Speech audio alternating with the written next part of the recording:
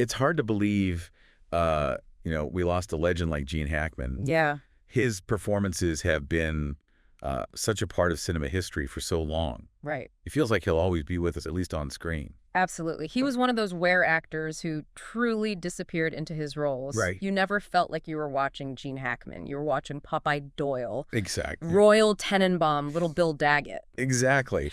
But, in preparing for this deep dive, I was struck by how much more there is to his story than just the iconic roles. Oh, yeah. We have excerpts from his biography, Gene Hackman, Life and Legacy of a Hollywood Icon, Okay. and an in-depth obituary from The Independent. And let me tell you, his journey to those iconic roles was anything but a straight shot to stardom. That's what's so fascinating about Hackman. Yeah. His life story almost reads like one of his films, full of unexpected twists and turns. He had a pretty difficult childhood. Born in 1930, moving from place to place, his parents ultimately divorcing. And doesn't stop there. Yeah. His father left when he was young, Right. and later his mother tragically died in a fire. Oh, wow. It makes you wonder how those early experiences of loss and instability might have shaped his approach to acting, his ability to portray those raw, emotionally complex characters. It's hard to say for sure, of course, but there's definitely a connection there. Right. You can't fake that kind of lived-in experience he brought to the screen. Yeah. What stands out to you about that connection? I think. Well, take his decision to join the Marines at just 16. Wow. He even lied about his age to enlist. 5 years of service, including time as a radio operator in China. That kind of discipline and exposure to the world must have had a profound impact on him. It definitely speaks to his resilience and his adventurous spirit. Yeah. And speaking of adventure, there's that great anecdote about him encountering a former drill sergeant while working as a doorman in New York. Oh, yeah. The sergeant apparently scoffed and said, "I knew you'd never amount to anything." Talk about motivation. Right. You almost wonder if that dismissive comment fueled his fire to prove everyone wrong. Because right after that, he decides to pursue acting. Wow. Even though he and his classmate Dustin Hoffman were voted least likely to succeed.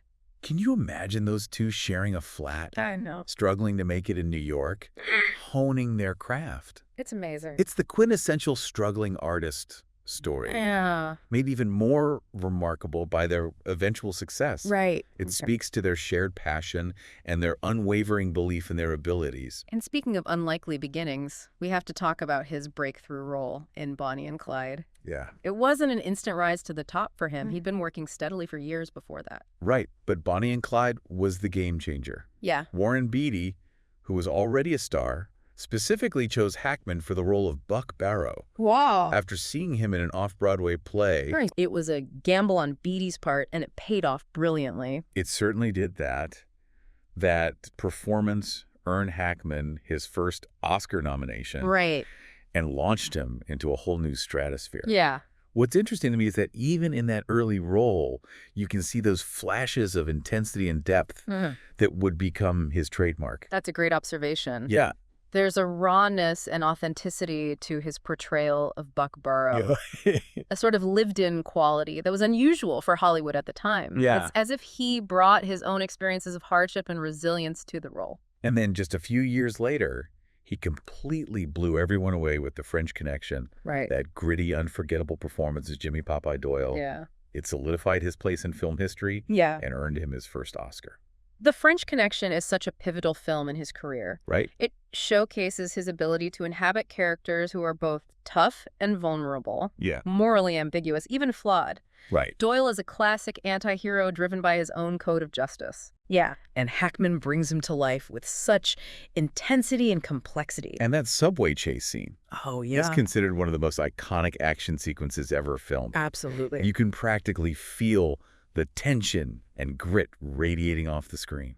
The interesting thing about that scene is that much of it was improvised. Oh, wow. Director William Friedkin gave Hackman a lot of freedom to explore the character and the situation. And that resulted in a level of realism and spontaneity that was groundbreaking for its time. Wow. Hackman didn't just play the role, he embodied it. Speaking of embodying roles, we can't forget about Lex Luthor in Superman. Ah, right. It was a complete departure from the tough, streetwise characters he was known for, and yet he absolutely nailed it. It's a testament to his range and his willingness to take risks. Yeah. He brought a sly intelligence and a wicked sense of humor to Luthor, creating a villain who was both menacing and strangely charismatic. It's one of the most memorable performances in superhero movie history. And that's what's so remarkable about Hackman's filmography.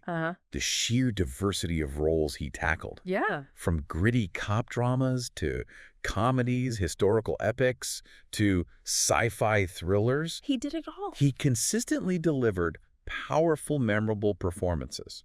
It's almost as if he deliberately sought out roles that would challenge him, that would allow him to explore different facets of human nature. Right. He wasn't afraid to push himself to take on characters who were complex, even unlikable at times. And he didn't shy away from working with a wide range of directors. No, he didn't. From seasoned veterans like Arthur Penn and Clint Eastwood to up-and-coming filmmakers like Wes Anderson. That speaks volumes about his dedication to his craft. It really does. He was always looking for stories that resonated with him. Yeah. Regardless of the genre or the director's reputation. Right. He was drawn to compelling characters and thought-provoking narratives. So even in the early stages of his career, we see this pattern emerging.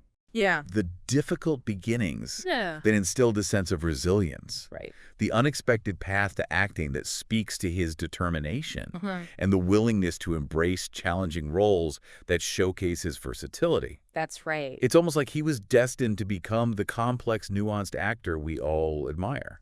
It's a fascinating journey, and we've only just begun to scratch the surface. Right. But before we move on to the next chapter, I'd like to pause here. Okay. And ask you what strikes you most about Hackman's early life and his rise to stardom.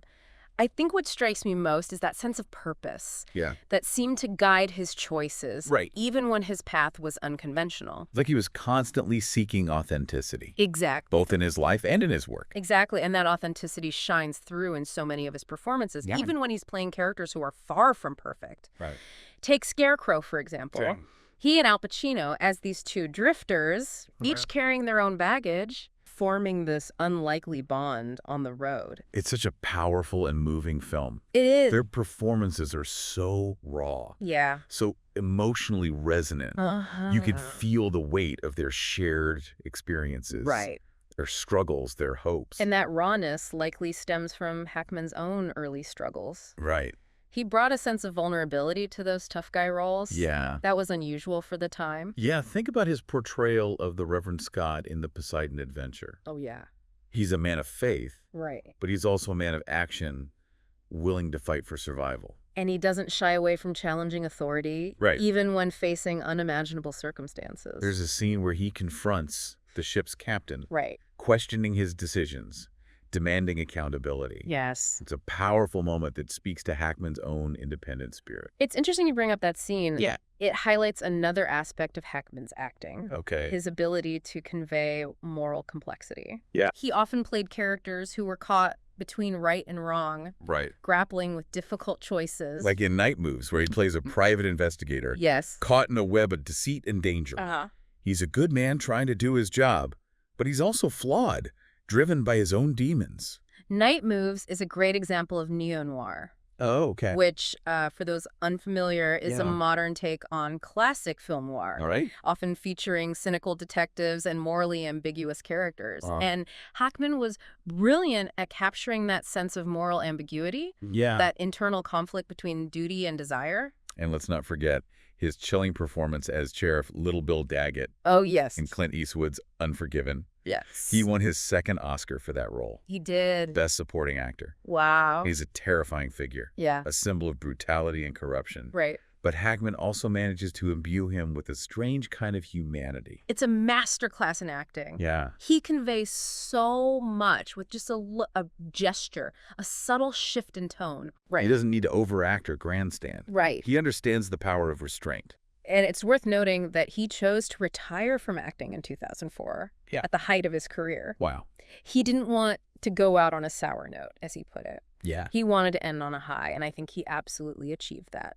His decision to retire speaks volumes about his integrity as an artist. Right. He wasn't chasing fame or fortune. No. He was driven by a desire to tell stories that mattered. Yeah. To create characters that resonated with audiences. But he didn't just disappear completely. Right. He found a new creative outlet. Okay. Writing. Right, okay. He co-authored 4 historical fiction novels with Daniel Lenihan and even published 2 solo novels. Clearly that creative fire was still burning strong. Yeah. And it makes sense when you think about all those complex characters he brought to life on screen. Right. He obviously had a deep understanding of human nature. Right. And a gift for storytelling. So even in retirement, he continued to explore the human condition. Yeah. Albeit through a different medium. Absolutely. It's a testament to his lifelong love of learning. Yeah. And his desire to keep pushing himself creatively. Absolutely. And it reminds us that there are many chapters in a person's life. Right. And sometimes the most unexpected turns can lead to the most fulfilling experiences.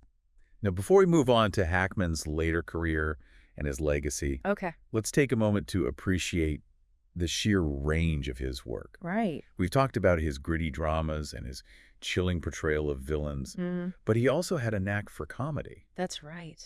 His comedic timing was impeccable. Yeah. Think about his role in Young Frankenstein. Oh, yeah. Pure comedic genius. He brought a certain dryness, a subtle wit to his comedic roles that was just delightful. Yeah. And, of course, we can't forget his performance as the eccentric, estranged patriarch in Wes Anderson's The Royal Tenenbaums. That role showcased a completely different side of Hackman. It did. He embraced the quirkiness and the absurdity of Anderson's world, delivering a performance that was both hilarious and surprisingly touching. It's amazing how he could seamlessly shift between genres, from intense dramas to laugh-out-loud comedies. He did it all. It speaks to his incredible versatility as an actor. He wasn't afraid to take risks. No. To experiment with different styles and tones. And that fearlessness, that willingness to embrace the unexpected is part of what makes his work so compelling. It's like he was constantly challenging himself, pushing the boundaries of his craft. He never settled for the easy or the familiar. And that's what makes him such a fascinating subject for this deep dive. His career is a testament to the power of hard work, dedication, and a relentless pursuit of excellence. So as we transition into the latter part of his career, what are some of the key takeaways that stand out to you about Hackman's approach to acting?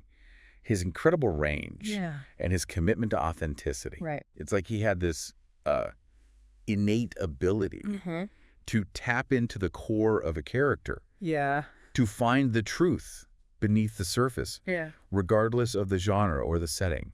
You're absolutely right, and I think that stems from his dedication to his craft. Yeah. He wasn't just going through the motions. Right. He was constantly studying, observing, working to understand the nuances of human behavior. He was also known for being very selective about his roles. Yes. Even turning down parts that could have been major box office hits. Right. He wasn't driven by fame or fortune. Right. He was driven by a desire to tell stories that mattered to him. Yeah. To work on projects that challenged him as his actor.